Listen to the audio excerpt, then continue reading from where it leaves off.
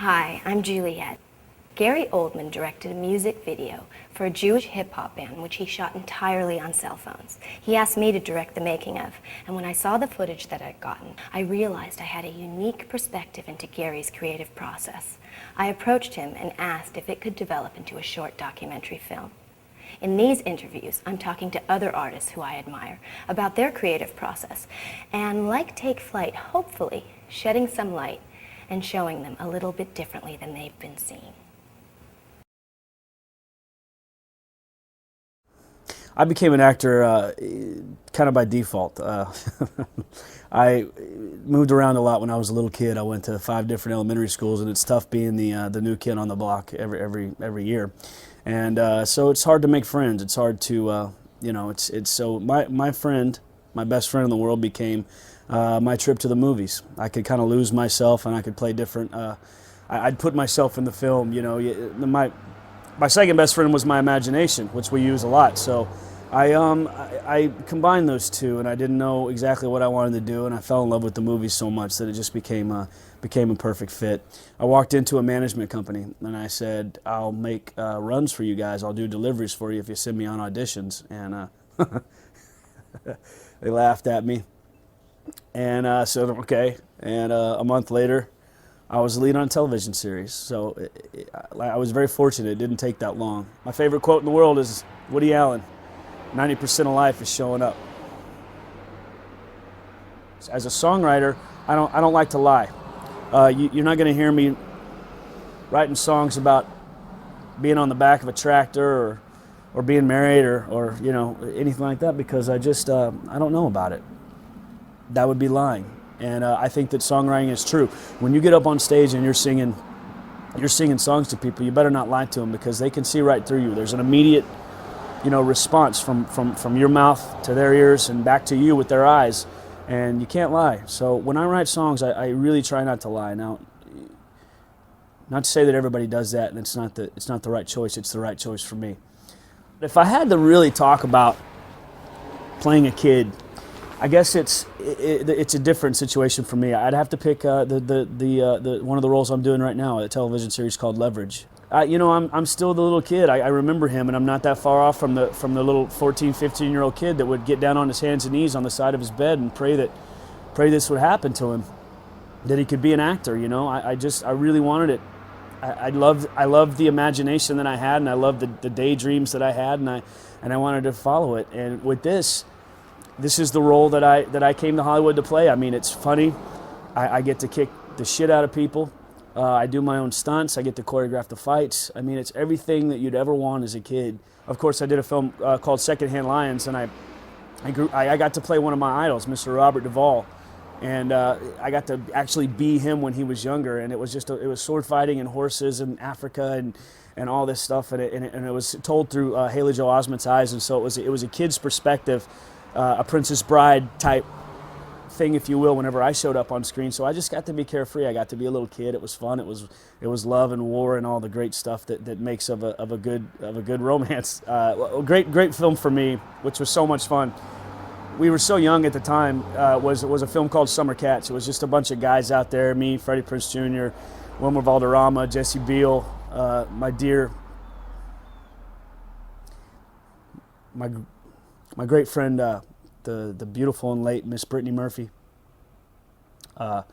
We spent the summer playing baseball.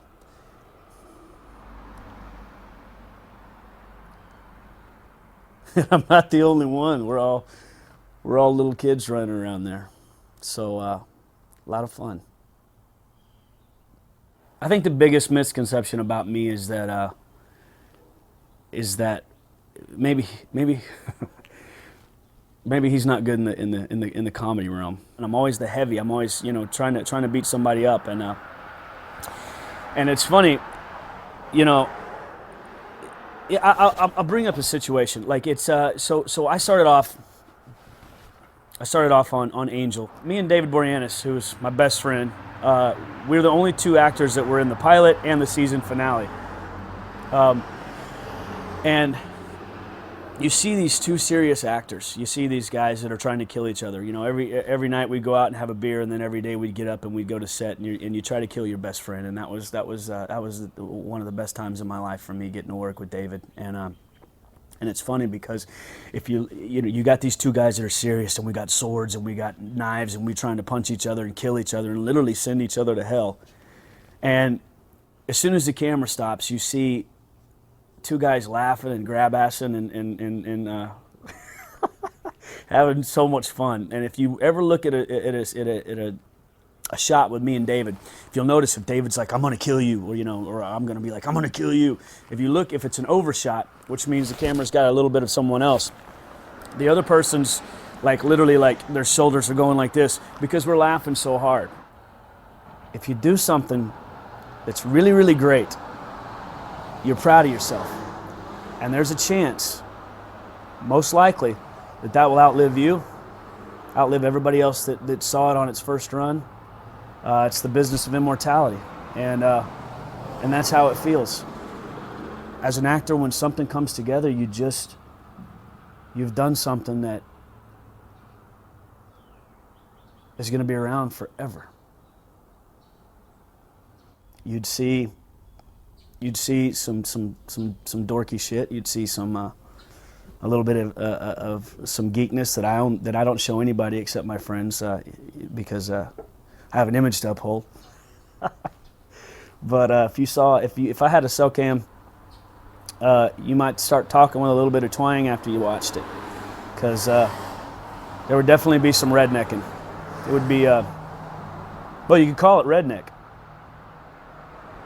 Yeah. You have a film with Gary Oldman, Jewish hip-hop, and cell phones. How do you market that? Well, you have something with Gary Oldman. I don't think that you have to do a lot of work to market something with him. I mean, everybody wants to see what he's going to do next. I mean, I'll tell you a story. No one's ever heard this story. So the night before I packed, my truck was packed and I was going to Los Angeles, I sit down and I watched my favorite movie in the history of movies, and still is to this day, The Professional. I got done and I turned on, the very last song in The Professional is a song by Sting, which just happens to be my favorite song as well, called Shape of My Heart. Got happy, got pumped up, cried, went through every emotion that I could go through. Is this the right move for me? And in the morning I woke up, I got in my truck and I moved to Los Angeles. And I didn't have a job, but at that point, I was an actor. I was an actor that day. If you're going to market a film, I can't think of a better person to have there than Gary Oldman. I got to be honest with you. So that's my take on that.